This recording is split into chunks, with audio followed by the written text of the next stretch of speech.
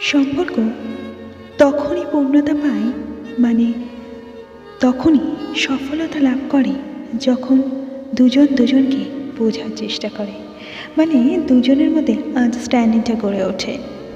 আসলে এই সম্পর্ক গড়ে ওঠার পেছনেও থাকে অনেক কারণ। নিজেদের মধ্যে সময় কাটানো, নিজেদের মধ্যে বোঝা, নিজেদেরকে অন্য রূপে পাওয়া, তখনই একটা সম্পর্ক গড়ে তোলে দুজনে।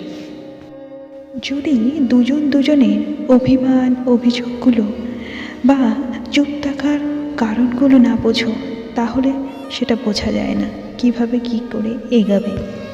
দুজন দুজনকে মোটিভেট করতে এবং নিজেদেরকে এগিয়ে নিয়ে যেতেও দুজনের হেল্প করাকেও রিলেশনশিপের একটা বড় পার্ট বলা হয়।